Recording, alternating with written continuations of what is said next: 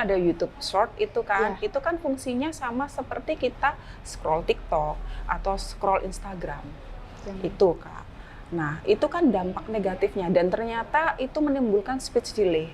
Orang tuanya udahlah daripada anak saya ngeribetin saya kerja. Kakak pernah mendengar berita anak SD merudah paksa anak SD juga.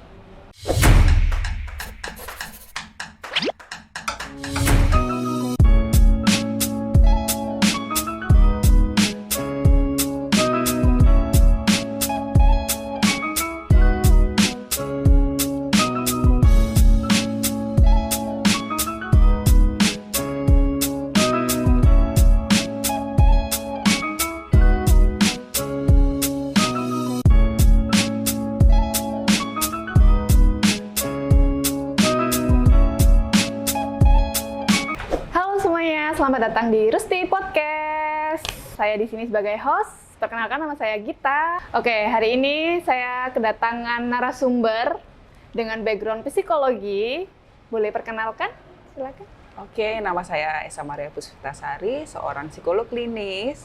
Saya memiliki biro namanya LP3 SHK yang berdomisili di Sidoarjo. Saya seorang psikolog klinis, forensik juga, Kak Gita. Oke, dalam podcast perdana ini Kak ya, saya pengen tahu nih dari sudut pandang Kak Esa sebagai psikolog. Kali ini aku pengen mengusung tema pendampingan anak dalam era digitalisasi. Jadi menurut Kak Esa ini sendiri, apakah klien-klien Kak Esa juga punya keresahan-keresahan mengenai pendampingan anak dalam penggunaan gadget atau ya di era digitalisasi ini sendiri? Pentingnya bisa saya underline, parenting dalam era digital itu sangat penting sekali ya Kak Gita. Apalagi sekarang kan orang tua itu gampang memberikan gadget ke anak dengan alasan biar anak ini diam, kayak gitu. Ya, itu sering saya jumpai sih Kak. Betul, biar orang tuanya juga alasan aku sibuk kerja, padahal orang tuanya juga mainan sosmed. Gitu. Itu sih Kak Gita. Jadi banyak kasus juga yang berhubungan dengan digitalisasi itu. Misalkan anak ini speech delay, terus sering berkata kotor, sampai ke arah cybercrime. Sering tidak Kak Gita mendapati, oh ternyata pelaku yang biasa ngolok-ngolok atau berkomentar jahat ketika di sosmed adalah anak di bawah umur. Tapi apakah gadget itu salah satu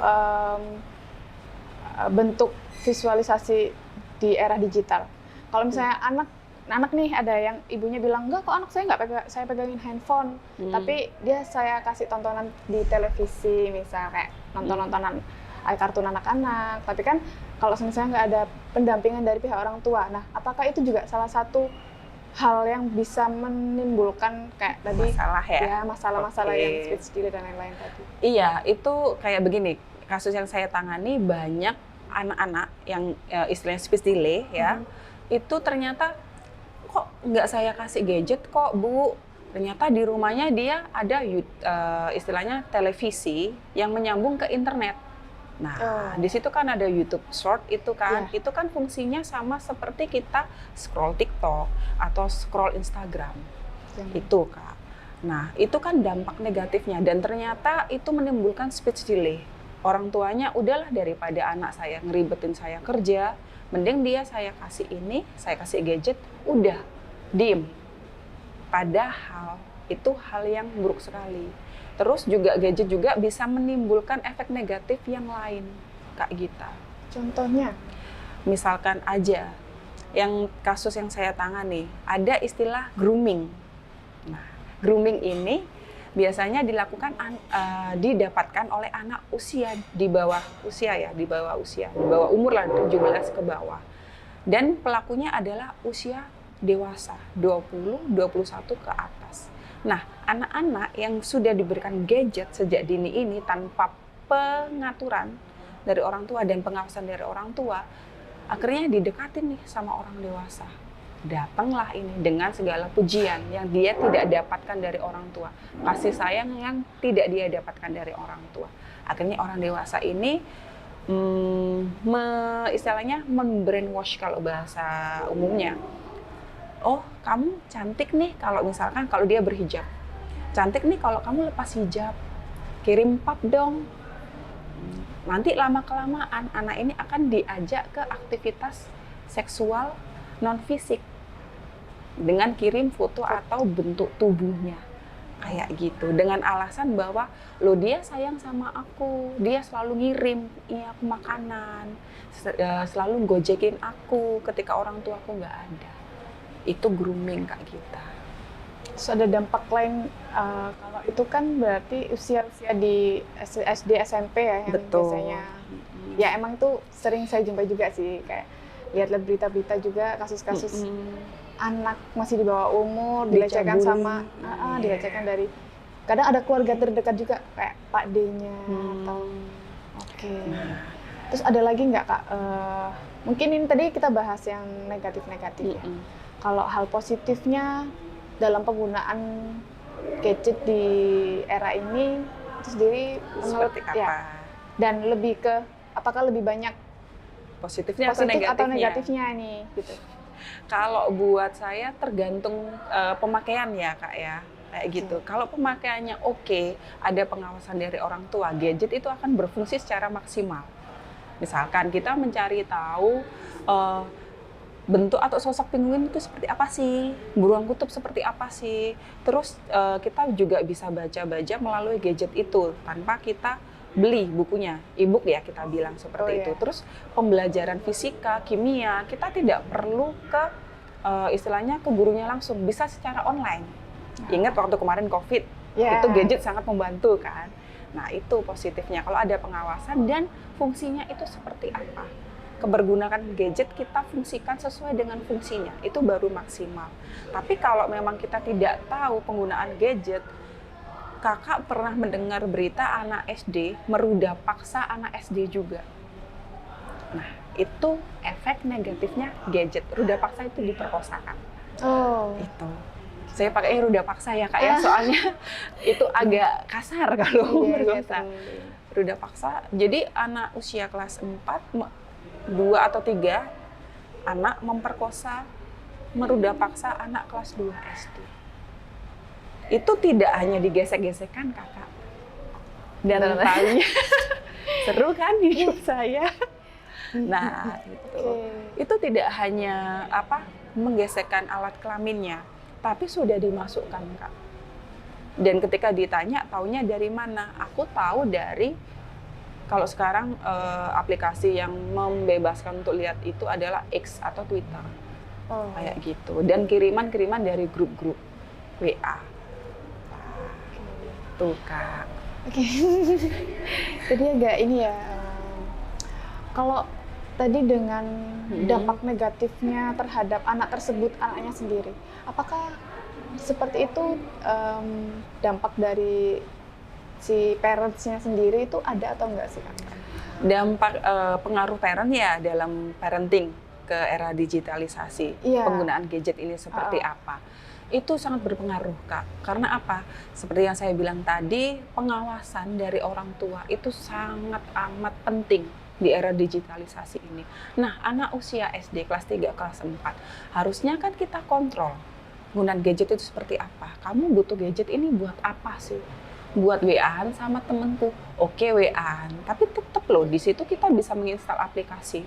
Istilahnya parent apa itu saya lupa, ada itu Kak. Di situ tuh nanti tahu dia buka aplikasi apa, buka web apa, berapa lama dia penggunaannya. Dan di situ Kak, harusnya orang tua itu paham. Kayak tadi saya jelaskan, 2 jam itu dalam 1 minggu. Nah itu harus ada kesepakatan. Ada reward punishment. Kalau dia melebihi itu, punishment-nya apa? Kalau dia kurang dari itu atau bisa menjalankan selama 2 jam itu, kita kasih reward seperti apa? Itu, iya. Jadi sangat penting peran orang tua dalam pendampingan anak di era digitalisasi. Dan gini Kak Gita, kalau kita sebagai orang tua, ya memang kadang kan yang saya tahu, udah belikan HP aja, teman-temannya udah beli HP. Nah, butuh nggak anak itu dengan HP? Kalau nggak butuh, tidak usah. Mending kita sesuai dengan usia perkembangannya. Kalau dia memang usia bermain, kita biarkan bermain secara fisik. Gitu. Banyak loh Kak, istilahnya anak-anak akhirnya motorik halusnya bermasalah, motorik kasarnya bermasalah, speech delay atau lambat bicara itu, terus tidak fokus, padahal dia tidak ada diagnosa ADHD. Akhirnya kebanyakan istilahnya HP ini akhirnya bikin dia tidak fokus itu. Oke.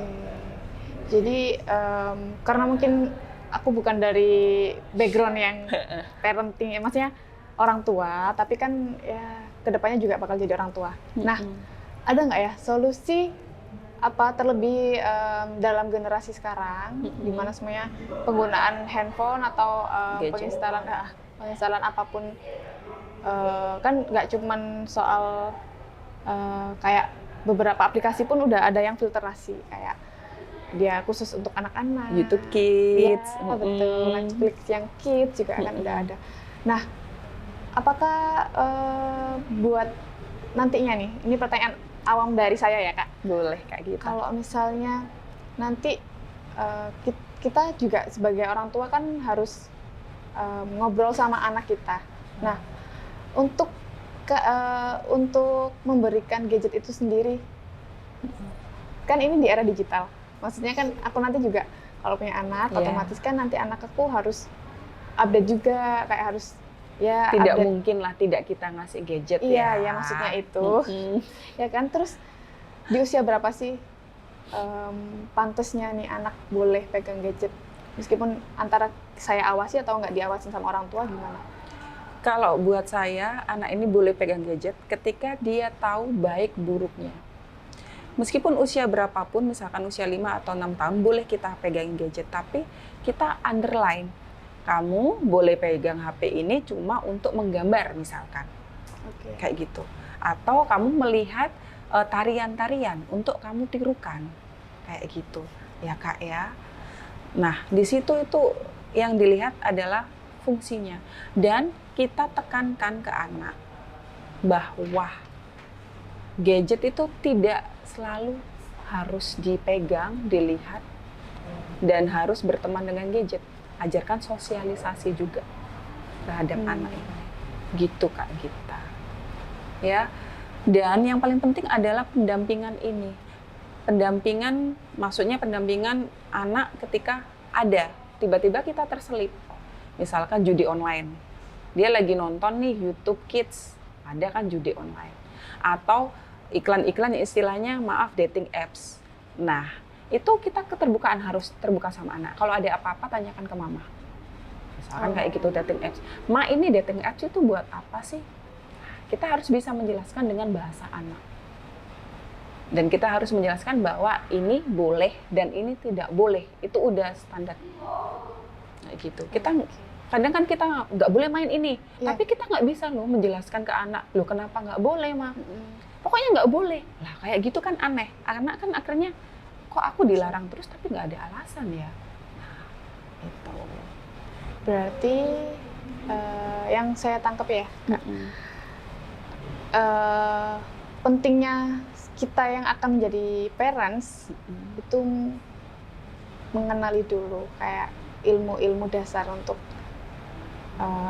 parenting terhadap anak, seperti gitu ya. Itu berarti menurut Kak Esa sendiri sangat amat penting. Sangat amat penting. Apalagi di era digitalisasi ini kita juga harus tahu karakteristik anak. Dalam satu keluarga ada 3 anak. 3 anak ini beda-beda karakternya Kak. Kayak gitu. Ada yang istilahnya butuh gadget sekali, ada yang tidak butuh, ada yang istilahnya 50-50, kayak gitu. Tapi dari background Kak Esa sendiri ada nggak ya? Kayak contoh tadi anak yang sampai mendapatkan perilaku seksualitas yang tidak pada umurnya, trauma-trauma untuk terhadap anak, atau ada dampak terhadap orang tuanya juga nggak ya? Soal Oh, maksudnya penyebabnya dari orang tua? Iya, penyebabnya itu. Sebenarnya ada Kak, ketika orang tua ini tidak aware, nanti berhubungan dengan pola asuh ya Kak ya, tidak aware dengan kondisi anak atau lebih istilahnya mencari duniawi. pokoknya anaknya diam itu tadi. Nah, itu akan berdampak ke anak mencari dunianya sendiri melalui sosmed ini. Cari figur orang tua dari sosmed ini. Kayak gitu. Oke. Selain tadi kan kita udah ngobrolin soal era digitalisasi terhadap anak. Dan nanti saya rasa aku pengen lebih ngulik lebih dalamnya soal parentingnya sih, Kak. Oke, Kayaknya boleh lebih, Kak Gita. kayaknya harusnya di dasarnya di parentingnya dulu. Kita siap nggak siap menjadi orang tua itu seperti apa? Persiapan menjadi orang tua itu seperti apa gitu ya. Jadi mungkin next ini kita potong dulu boleh nggak? Boleh dong. Oke. Buat teman-teman kita usahain dulu ya ini soal pembahasan mengenai era digitalisasi terhadap anak. Next kita akan bahas hal-hal mengenai psikolog, otomatis kesehatan mental. Mungkin akan lebih luas lagi dalam parenting atau bisa dalam Gangguan jiwa gangguan boleh. jiwa. Oke. Tuh, apalagi Kak? Ada lagi nggak yang belum kesepil nih? Relationship bisa boleh. ke relationship dengan pertemanan, relationship dengan pacar, atau toxic parent. Kalau misal toxic dalam dunia kerja, Oh, itu ada Kak. Oke, ada juga ya. Tips and triknya untuk lepas dari toxic itu. thank you ya Kak Esa. Sama-sama, sudah Kak Gita. menyempatin waktunya. Kita udah sharing-sharing mengenai pendampingan anak di era digital. Mungkin next-nya kita akan bahas mengenai parentingnya. Boleh. Atau mungkin ada istilah healthy parents, toxic parents tadi ya. Oke, buat teman-teman jangan lupa share, komen, dan subscribe untuk bisa mendengarkan next episode kita dengan Kak Esa. Oke, Kak Esa, thank you. Terima kasih, Dan Kak saya Gita. Gita, makasih. Bye-bye, sampai jumpa di next episode.